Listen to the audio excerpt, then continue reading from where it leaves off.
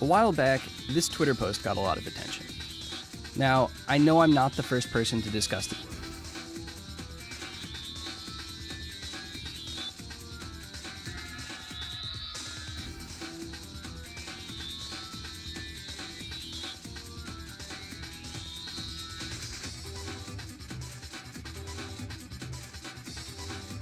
Stop killing games. The positive developments don't stop. The movement is going real strong with a lot of legislative support recently, in particular the European Union's Citizens Initiative, the one that garnered, over 1 million signatures and the like. That has gone down extremely well with members of parliament seemingly being in full support of this movement, especially with the recent hearing having gone extremely well, as you can see in reports across the board on how that went down. And then another significant development is this one right here, where Stop Killing Games is throwing their weight behind California's bill that would force companies to either keep games working independently after servers shut down or issue refunds, which many will say is a fairly reasonable ask when people make purchases. Just because it's digital doesn't mean it should be treated differently when it comes to people's ability to access the product that they purchased. Now, at the time, this bill right here, called the AB 1921 Protect Our Games Act, was something that was being proposed and introduced, but all of that has taken a step further, as reported by this tweet right here from Moritz Katzner, who's part of the Stop Killing Games movement. Here's what he reported, quote, "Huge success. The California Assembly Appropriations Committee just voted yes to move the bill to the Assembly floor. The ESA gaslight failed. Huge thanks to Chris Ward and his team. Next, the floor vote. We'll need all of you once more." So that's a huge step forward, and it takes Stop Killing Games' proposal of how this bill should be worded and what stipulations it should have one step forward towards it becoming a genuine law and legislation that game companies will be forced to follow. It's no longer optional to have these stipulations in place for digital game purchases. It will be mandatory. And that is something that I honestly did not think we would see happen. It felt like an endeavor that was just too far out of reach, but here comes Stop Killing Games, not only bringing the whole gaming community together to support the petitions that will allow for this to be seen by the government, but also actually taking this to the government and then still fighting for its stipulations to be enacted in the form of law, and succeeding on that front, both on the American front with this Californian bill, as well as the European front with the European Parliament hearings that seem to have gone down extremely well.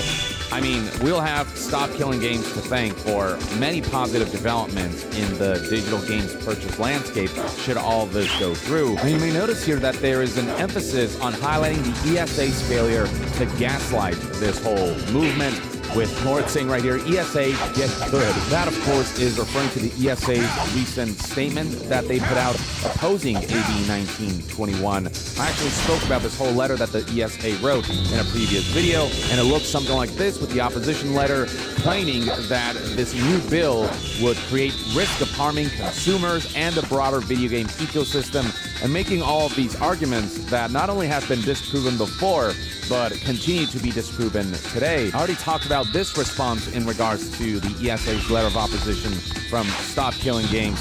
This was posted on the official subreddit, and it gave the broad strokes, but recently Stop Killing Games decided to put out this image right here, highlighting the specifics of what Stop Killing Games is proposing and why the ESA's letter is not only fear-mongering, but also woefully misinformed in what Stop Killing Games proposals are actually trying to attempt. So I want to go through this breakdown that the Stop Killing Games movement did on the ESA's opposition letter that completely wrecks them. And yeah, very much get good, ESA, because this is an incredibly weak attempt at stopping a movement that would be good for consumers, despite claims that, quote, this would risk harming both consumers and the broader video game ecosystem.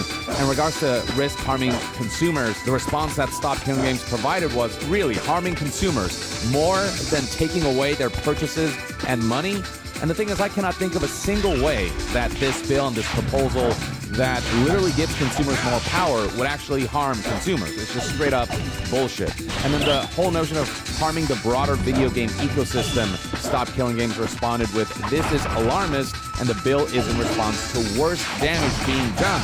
like the fact that video games are literally disappearing from the face of the planet. Preservation is practically non-existent in a lot of sectors of the games industry, and in fact, there are reports out there that in terms of video games that have disappeared forever across the entire games industry history, we're talking about like high 80s, low 90s percentage, which is ridiculous. Those are games that have not been preserved in any official way, and the only reason that those games exist at all is because of quote-unquote pirates, right? People who have preserved that software on websites that are technically illegitimate but have done more for game preservation than what game companies have officially done. And that's on top of the harm to consumers surrounding how their digital purchases are not assured to be under their control, but under a company's control when it comes to whether customers get to access the products that they purchase, which is why there's the popular saying now that if buying isn't owning, then piracy isn't stealing.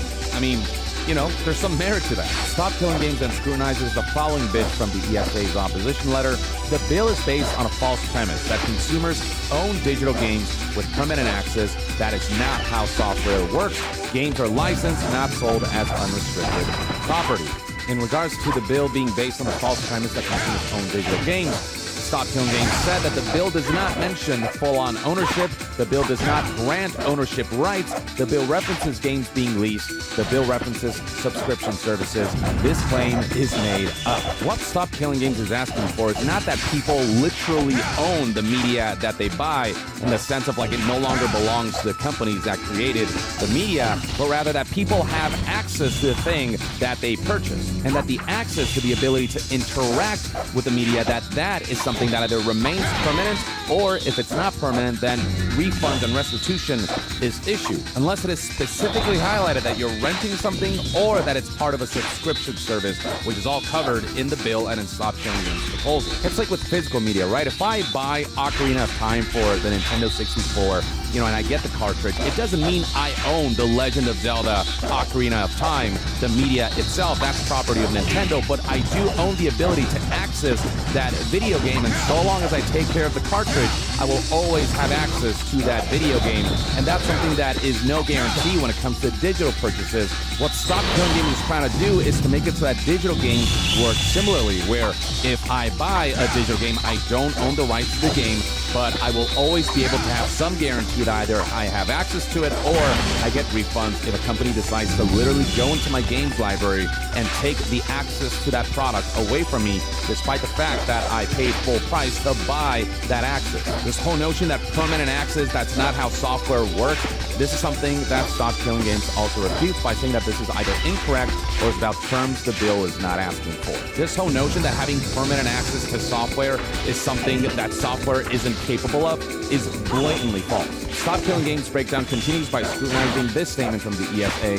Video games are dynamic software systems, not static products. To which Stop Killing Games said, irrelevant, the bill does not impact games while they are dynamic. So like live service games get constantly updated and whatnot, but what Stop Killing Games is asking for is not that a game remains constantly updated, but rather that when service for that game ends, when support for the game ends, that there's some kind of static form of the game that is accessible and playable and on some level functional. And of course that means that the game will be in a more compromised state than when it was, alive, when the services and support surrounding it were kicking and going. But at the very least, customers will have access to the product that they purchased to a degree, even if it's a compromised version, because the live service component has ended. Hence why the bill does not impact games while they're dynamic. It impacts games once they're made static after support for the dynamic game ends. Stop Killing Games then scrutinizes this statement from the ESA. Many games rely on online service and authentication, security, and anti-cheat tools, and ongoing updates and infrastructure,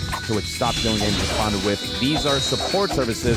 The bill is not asking these to remain functional. Again, those are all aspects that apply when a live service is still alive, but once that game's lifespan ends, once it becomes a dead service, there's no requirement for security and anti-cheat tools and ongoing updates and infrastructure and servers and authentication and all these things. The product will be disconnected, and at that point, all game companies can do, and what Stop Killing Games is asking for game companies to do, is to make sure that those individual customers can at the very least still access access the game and engage with it on some functional level. That's it. The ESA then says that when services shut down, functionality can end. Stop Killing Games aptly highlights that this is a choice by publishers, not a necessity. Hell, the ESA itself says functionality can end, not that it has to end. And then the ESA insists here that no software product is required to remain available to consumers indefinitely, to which Stop Killing Games responded by saying that the bill is not asking for this. Stop Killing Games is not saying that games need to be sold in perpetuity. What it's trying to say is that people who have already bought the product, they should be assured that that product will be accessible indefinitely in some kind of functional playable state, and game companies shouldn't be able to go into players' libraries and say that you no longer have access to the game that you purchased unless they're willing to give refunds. It means that the game will not have any more future customers because the product has stopped being sold, but existing customers who bought the game should still have access to the product that they purchased. That's what Stop Killing Games is proposing. The ESA then follows up with how AB 1921 mandates impossible legal and technical obligations, to which Stop Killing Games responded with, this is based on a misframing of what the bill is asking for. The impossible situation is normal in the industry and has happened hundreds of times for decades. And the reasoning that the ESA provides for why the bill's mandates are impossible legally and technically is because games include licensed content such as music, athletes, brands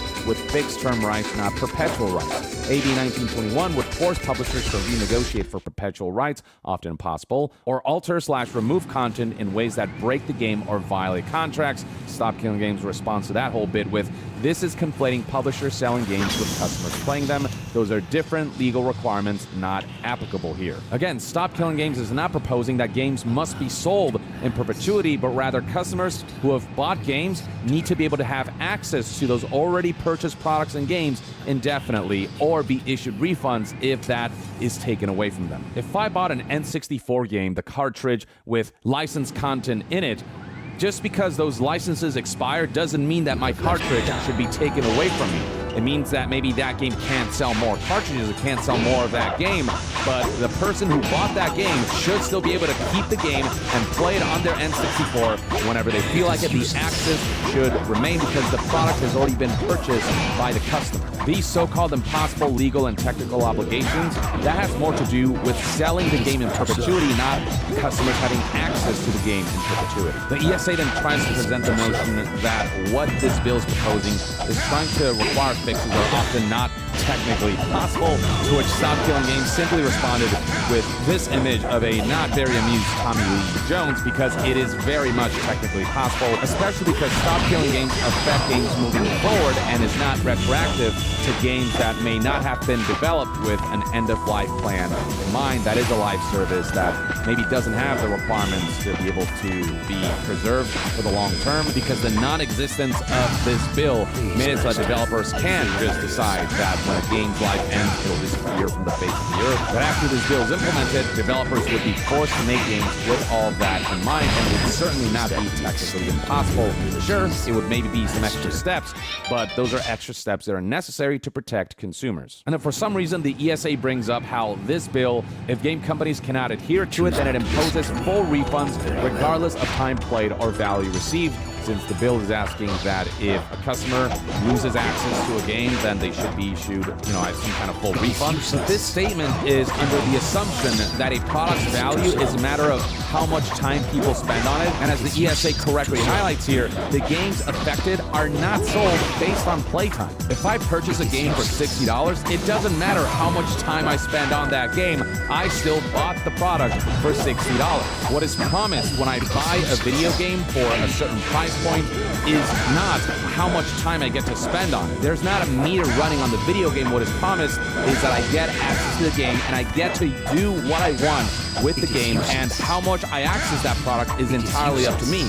Maybe I never touch it, or maybe I spend 1,000 hours on it. Either way, the price is the same. Time played or value received, that's irrelevant. That's up to the developers to establish with the MSRP that they set for the game, and then how much time people spend on that game is up to the individual customer. It's like if I purchase a Blu-ray of The Dark Knight, do I have to pay more if I rewatch it a million times versus if I only watch it once.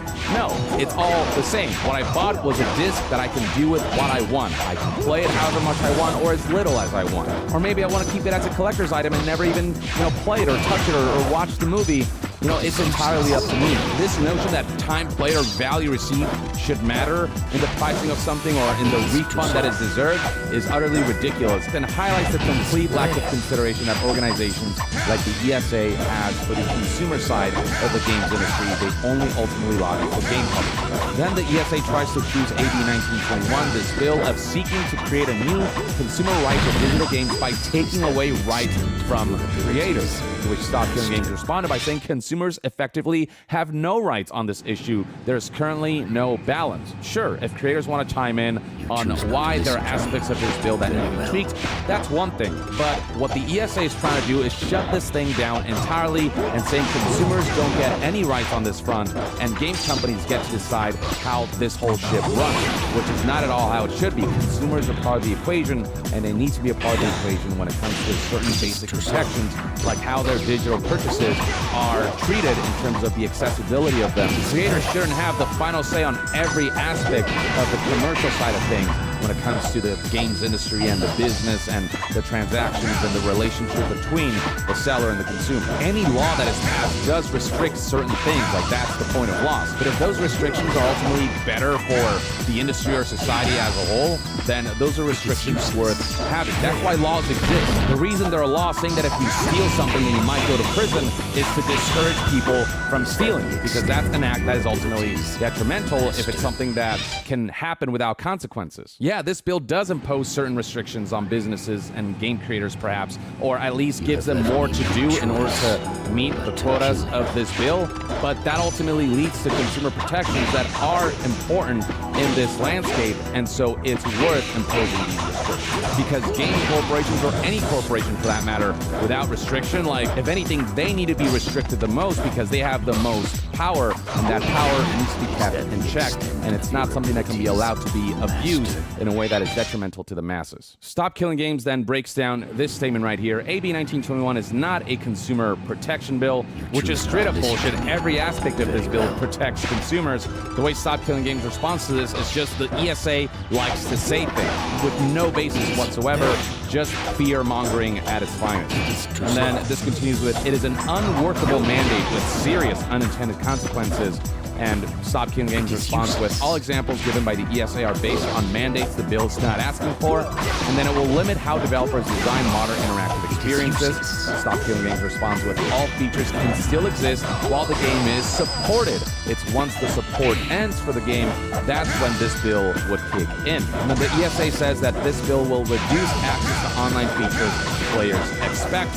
Which the ESA said this is unfounded and customers expect their games to run above all other features. If a game is set up in a way whereby end-of-life players can host their own private servers, access to online features can still continue to exist. And even if those online features don't exist, at the very least, as Stop Killing Games says right here, the most important thing is that the game is in some kind of functional, playable state. Even if all of these online features are gone and it dramatically diminishes the overall feature set of a game that was primarily made to be online, at the very least, you can still engage with the content to some degree, even without the online components. That is better than the game disappearing completely and not being able to access any aspect of the game. So people are willing to have this compromise of online features disappearing if the game at least gets to be preserved in some capacity. If you can at least still go into the world of the game and still do certain activities that can happen on a single player level, and even if, again, it's not the best version of the game still exists,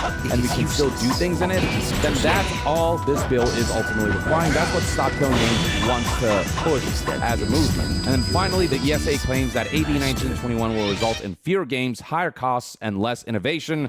And I love Stop Killing Games' response here. Not only is this unsubstantiated, I mean, gaming is just too big as a business to let bills like these stop them from continuing to make games, but also this is already happening. And it's true, there are fewer games, especially from the biggest publishers, because they have to spend more time building these games because there are more complexities. Their budgets have already gotten bigger with or without this bill. The higher cost is something that the games industry is already doing to itself as their projects get more complex and more ambitious. And in certain sectors, yeah, the games industry is offering less innovation because so many game publishers pursue trends rather than creating new ones. And it's only more like the indie landscape and only very specific developers and publishers where we're actually seeing innovation instead of trying to chase a popular trend so they can get a piece of that pie for the sake of, lucrative monetization. So yeah, I think Stop Killing Games did a great job of breaking down the ESA's like ludicrous and kind of really like sad attempt at an opposition statement. And the ESA's opposition letter clearly did not make a dent,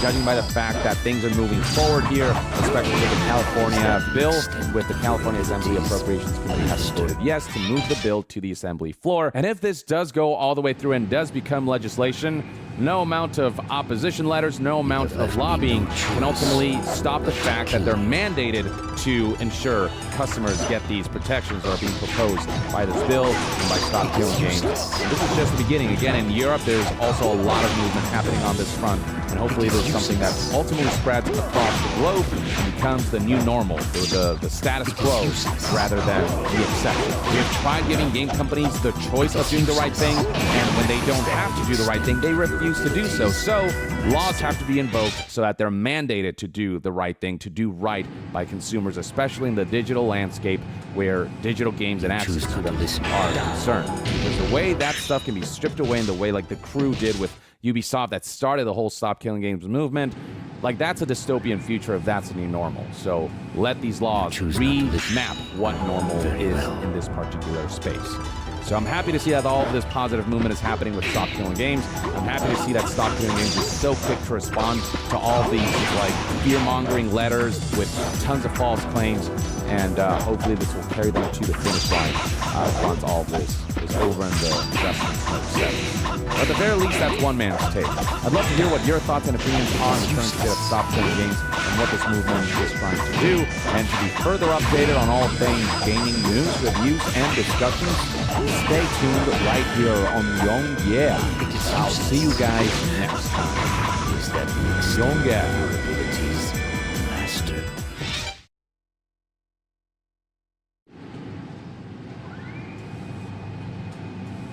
You have left me no choice but to kill you.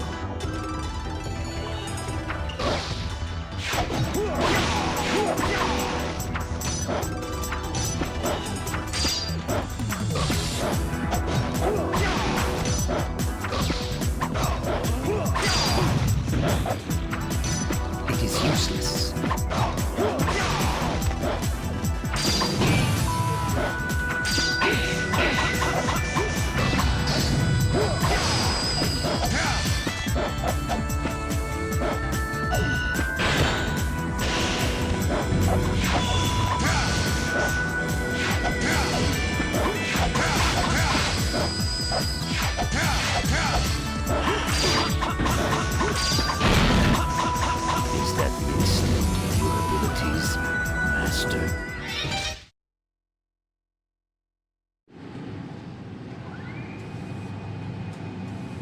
You have left me no choice but to kill you.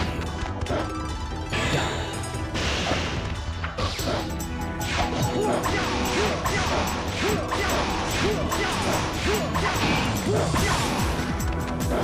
It is useless.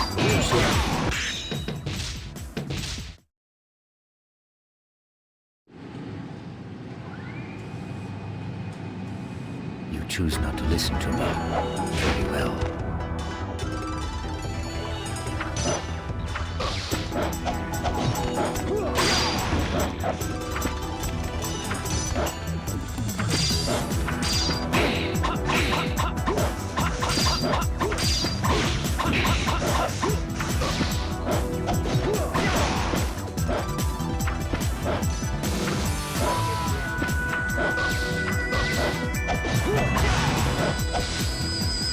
It is useless.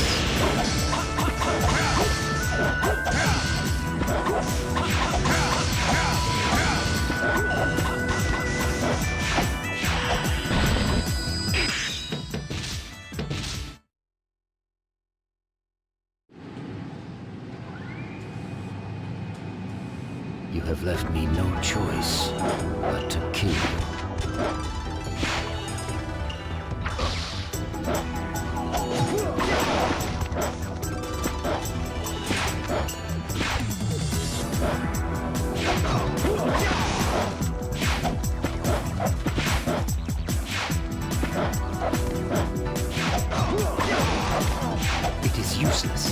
It is useless.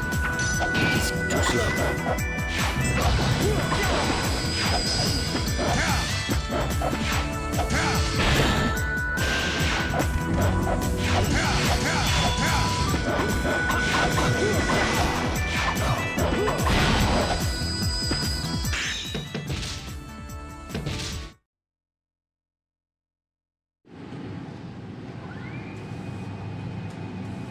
You choose not to listen to me. Very well.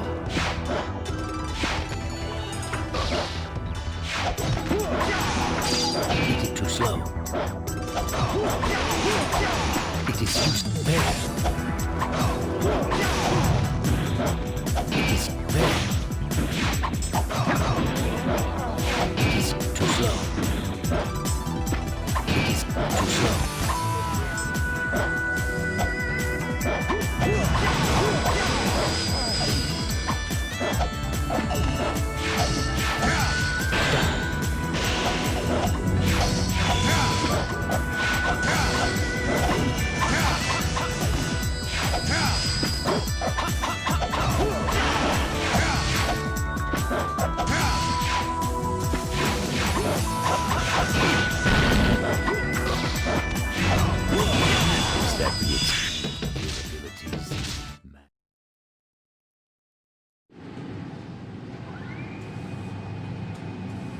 You have left me no choice but to kill you.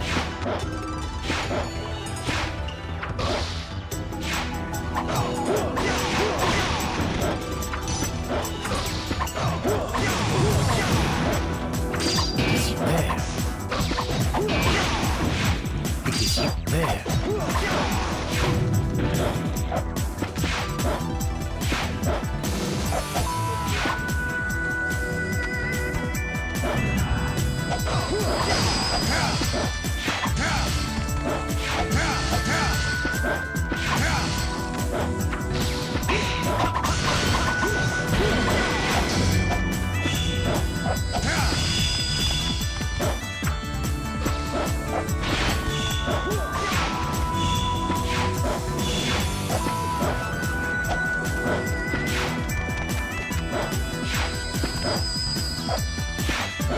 Please, Master, surrender yourself.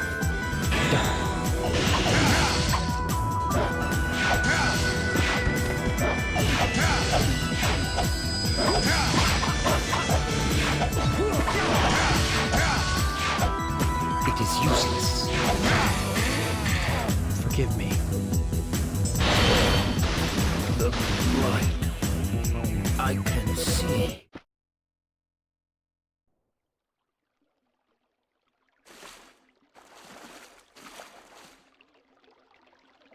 Akujiki, its blade cuts deep. With your strength, you may yet defeat him.